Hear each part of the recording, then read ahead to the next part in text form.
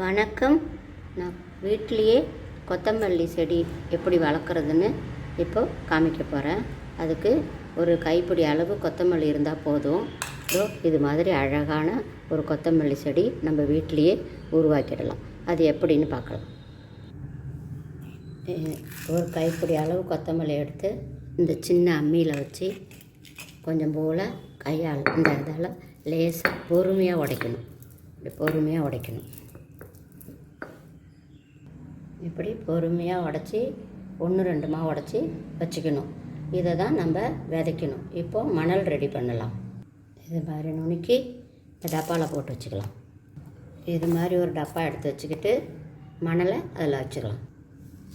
கொஞ்சம் போல் மணல், தொழு உரம், மாட்டு உரம், மண்புழு உரம் கொஞ்சோண்டு, ஒரு ஸ்பூன் எப்சம் உப்பு எல்லாத்தையும் நல்லா கலந்துக்கணும்.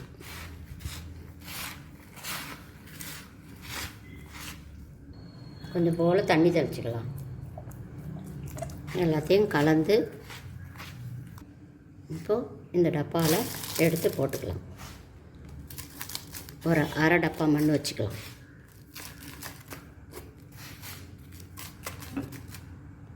இப்படி பொலன்னு அமுக்காமல் அப்படியே பொறுமையாக பொலன்னு அப்படி குத்துனா உள்ளார போகிற அளவுக்கு வச்சுக்கணும்.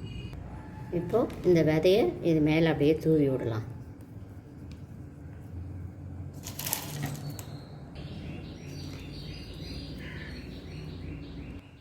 விதையை போட்டுட்டு இப்போது அது மேலே கொஞ்சம் போல் மண்ணை இந்த விதையெல்லாம் முழுகிற அளவுக்கு மூடுற மாதிரி போடலாம். ஃபுல்லாக கம்ப்ளீட்டாக எல்லா விதையும் மூடிடணும். அமுக்காமல் போடணும். விதையை அமுக்காமல் எல்லா பக்கமும் அந்த கொத்தமல்லியோட விதை தெரியாத அளவுக்கு மண்ணை போட்டு மூடிட்டு இப்போது அது மேலே கொஞ்சம் போல் தண்ணி ஊற்றணும். இதுமாரி பாட்டிலில் சின்ன ஓட்டை போட்டு வச்சுக்கிட்டு அதால் ஊற்றினோம்னா விதை மேலே வராமல் உள்ளுக்குள்ளாரையே இருக்கும். இப்படியே ஒன்று விட்டு ஒரு நாள் தண்ணி ஊற்றினா போதும். ரொம்ப ஊற்றவனா சும்மா இதேமாரி தெளித்து விட்டாலே போதும். இப்படியே வச்சு ஒரு 10 நாள் கழித்து இது மேலே ஒரு பேப்பர் போட்டு மூடி வச்சிடலாம். மூடி வச்சுட்டாக்கா போதும். பேப்பரோ இல்லைன்னா சும்மாவே கூட இப்படியே வச்சுட்டு கொஞ்சம் லேசான வெயில் படுற இடத்துல கொண்டு வச்சிடணும். வச்சுட்டு 10 நாள் கழித்து பார்த்தோம்னா கொஞ்சம் முளைச்சி வந்திருக்கும். 10 நாளில் நல்லா இவ்வளோ பெருசு செடி வந்துடும். 12ஆவது நாள் இது மாதிரி செடி முளைச்சி வந்திருக்கு. போட்டதில் எல்லாமும் முளைக்கல, கொஞ்சம் முளைச்சிருக்குது.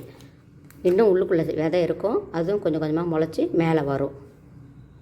இப்போது 25ஆவது நாள் இது மாதிரி அழகாக உயரமாக இந்த அளவுக்கு உயரமாக வளர்ந்து வந்திருக்குது. இப்போது இந்த அளவுக்கு உயரமாக வளர்ந்து வந்திருக்கு. இது இனிமேல் நம்ம சமையலுக்கு கொஞ்சம் கொஞ்சமாக பறிச்சிக்கலாம். இதுதான் கொத்தமல்லி வீட்டிலே வளர்க்குறது. இது ரொம்ப சுலபம். எல்லாருமே வளர்க்கலாம், ஈஸியாக வளர்க்கலாம். மண் மட்டும் பொலன்னு போட்டோம்னா அழகாக 10 நாளில் வந்துடும். அடுத்த 25ஆவது நாள் நம்ம பறித்து சமையலுக்கு உபயோகப்படுத்திக்கலாம். அவ்வளோதான். கொத்தமல்லி வளர்க்குறது ரொம்ப ஈஸி. நன்றி, வணக்கம்.